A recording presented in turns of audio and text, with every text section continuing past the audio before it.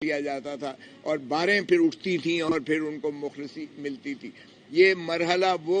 था जो कागजात नामजदगी दाखिल करने का था। ये 20 से 22 तक था और 22 से 24 तक एक्सटेंड हुआ, तो ये उस दौरानिए में हमारे साथ सारे पाकिस्तान में किया गया। उसके बाद शुरू है कागजात नामजदगी की जांच पड़ताल का, जांच पड़ताल स्क्रूटनी का। वो 30 तारीख तक जो है फैसला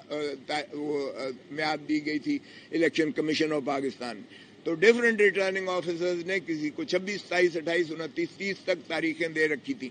उसमें भी यही चीज रवा की गई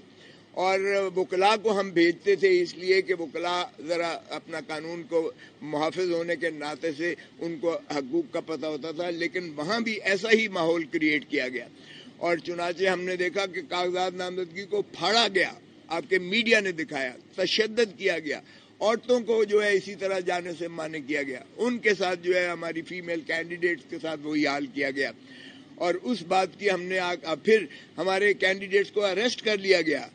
ये मेंटेनेंस एमपीओ लगाकर अरेस्ट किए गए और इनके पास जो है खाली डिप्टी कमिश्नर्स के वो जो है परफॉर्म मौजूद थे जिसमें सिर्फ नाम इन्होंने दर्ज करना होता था और 1 महीने की नजरबंदी उसकी लिखी हुई होती थी हर स्टेशन पर, जिसको चाहते थे उठाकर और उसको जेल में डाल देते थे उस एमपीओ के तहत। और ये डिप्टी कमिश्नर वो है जो डिस्ट्रिक्ट रिटर्निंग ऑफिसर्स हैं, हर जिले में district returning officer deputy commissioner है और उन्हीं के दस्तखत शुदा। और इसी तरह 144 भी डीएम लगता है, डिस्ट्रिक्ट डिप्टी कमिश्नर लगता है। वो जहां चाहता था, आज तक हमें इन्होंने जलसे जुलूस नहीं करने निकालने दिए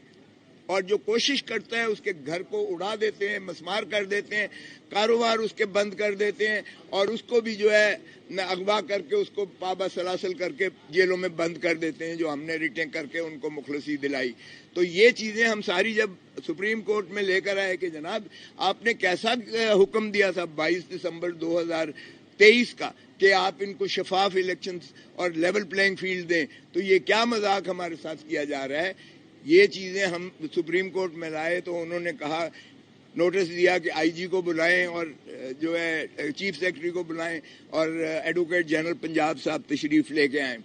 वो आए तो 700 सफ़ों का उन्होंने एक मलबा दाखिल किया और कहा कोई इंसिडेंट हुआ ही नहीं है पाकिस्तान में, कोई बकुआ हुआ ही नहीं है, कोई बदमज़गी पाकिस्तान में नहीं हुई। यानी इससे बड़ा मजाक क्या हो सकता है कि मेरे बेटे को गिरफ्तार करके, मेरे दफ्तर के बाहर से गिरफ्तार करके, चूंकि वो कैंडिडेट भी था,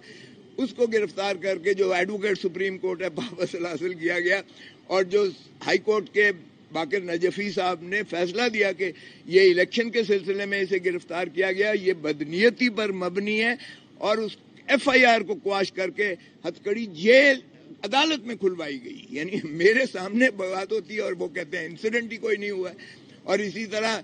पिछली तारीख पर जस्टिस मुसर्रत हिलाली साहब ने कहा कि हमने तो खुद ये कागजात नामजदगी फटते हुए देखे हैं, औरतों को धक्के लगते देखे हैं। तो